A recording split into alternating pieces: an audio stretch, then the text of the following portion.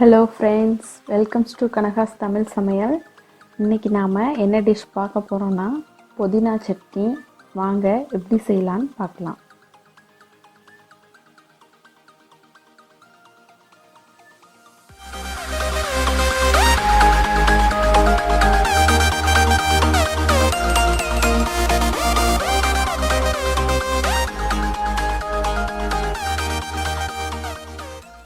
First நாம் சட்னிக்கு தேவையானதை தாளிச்சிக்கலாம்.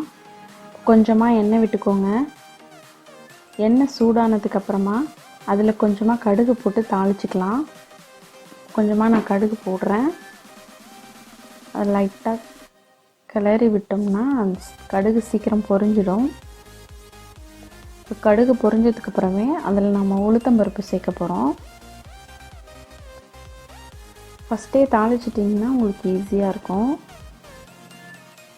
கடுகு நல்லா பொரிஞ்சு வந்துடுச்சு. இதில் நான் கொஞ்சமாக உளுத்தம்பருப்பு போடுறேன்.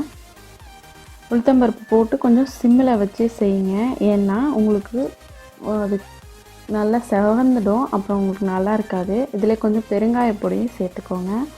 பெருங்காயப்பொடியை சேர்த்து இது மாதிரி நல்லா கிளறிடுங்க. ஏன்னா இப்போ போட்ட இடத்துலையே அந்த பெருங்காயம் கட்டியாக பிடிச்சிக்கும். அப்புறம் வாயில் சாப்பிடும்போது பட்டுச்சுன்னா நல்லா இருக்காது. இதில் கொஞ்சமாக கருவேப்பிலையும் போட்டு தாளிச்சிக்கலாம். இதை நல்லா தாளிச்சாச்சு. இதை ஒரு வேறு கிண்ணத்துக்கு மாற்றிக்கலாம்.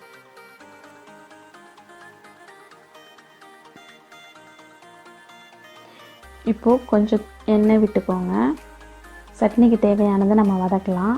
ஃபஸ்ட்டு உளுத்தம்பருப்பு போட்டு நல்லா வறுத்துக்கணும். இப்போ நான் கருப்பு உளுந்து எடுத்திருக்கேன். இந்த கருப்பு உளுந்து உங்களுக்கு ரொம்ப ஹெல்த்தியான ஒன்றுன்னு சொல்லலாம். லேடிஸ்க்கு வர இடுப்பு வலி பிரச்சனைக்கு இந்த கருப்பு உளுந்து ரொம்பவே நல்லது. இந்த கருப்பு உளுந்து சேர்த்து நம்ம சட்னி அரைச்சி சாப்பிட்டோம்னா ரொம்ப டேஸ்ட்டாக இருக்கும். இப்போ உளுந்தை நான் இப்போ வறுக்கிறேன். அந்த உளுந்து நல்லா செவந்து வர அளவுக்கு வறுத்துக்கணும். நல்ல ஸ்மெல் வரும். அந்த அளவுக்கு நீங்கள் வறுத்திங்கன்னா தான் சட்னியில் அரைக்கும் போது உங்களுக்கு நல்ல டேஸ்ட்டாக இருக்கும்.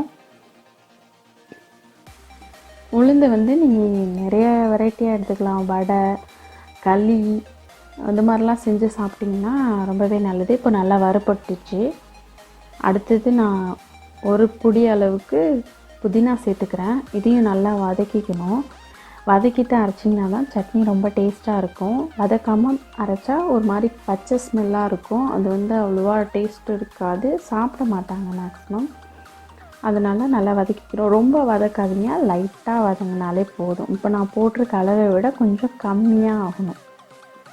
அந்தளவுக்கு நீங்கள் வதக்கிட்டு இதை அரைச்சிக்கலாம். இப்போ நல்லா வதக்கிக்கோங்க.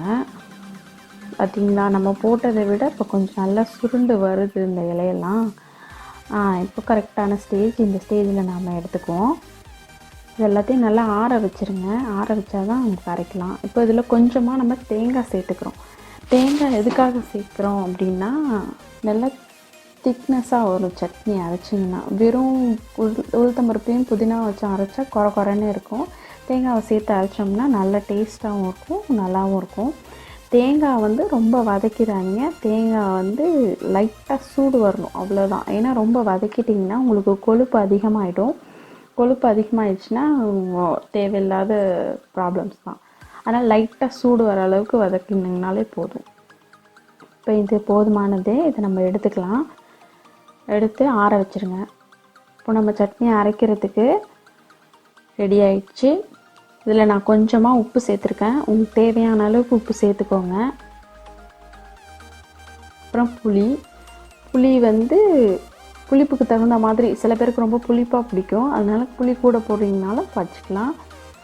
பச்சை மிளகாய் நான் 5 எடுத்திருக்கேன். காரத்துக்கு தகுந்த மாதிரி நீங்கள் சேர்த்துக்கோங்க.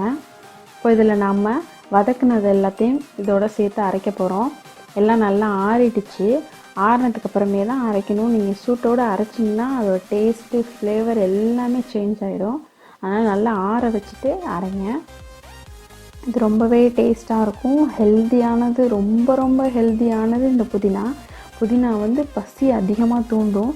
பசிக்கவே மாட்டேங்குதுங்கிறவங்க இந்த நீங்கள் புதினாவை சேர்த்துக்கலாம். இப்போ நல்லா அரைச்சாச்சு. ரொம்ப குறைன்னு இருக்கக்கூடாது, ரொம்ப நைஸாக அரைச்சிடாதீங்க. இப்போது நாம் தாளித்து வச்சுருக்கிறதோட சேர்த்து மிக்ஸ் பண்ணிடலாம். இந்த புதினா வந்து வயிறு சம்மந்தப்பட்ட எல்லா பிரச்சனைக்கும் ரொம்ப நல்லது. குடலில் இருக்கிற கொழுப்பை கரைக்கிறதுக்கு இந்த புதினா ரொம்ப ஹெல்ப் பண்ணுது. அப்புறம் சளி, இருமல் இது மாதிரி ப்ராப்ளம் இருக்கிறவங்களும் இந்த புதினா நிறையா எடுத்துக்கலாம். வெறும் வயிற்றில் எடுத்துக்கிறது ரொம்பவே நல்லது. வாய் புண், வாய் துர்நாற்றம் இந்த மாதிரி ப்ராப்ளமுக்கு புதினா வந்து வெறும் வயிற்றில் எடுத்துக்கிறது ரொம்ப ரொம்ப நல்லது. ரொம்ப ஹெல்த்தியான ஒரு டிஷ்ஷு. இந்த வீடியோ உங்களுக்கு கண்டிப்பாக பிடிச்சிருக்கும்னு நினைக்கிறேன். இது உங்களுக்கு பிடிச்சிருந்துச்சுன்னா லைக் பண்ணுங்கள், ஷேர் பண்ணுங்கள், கமெண்ட் பண்ணுங்கள், மறக்காமல் சப்ஸ்கிரைப் பண்ணுங்கள். Thank you friends.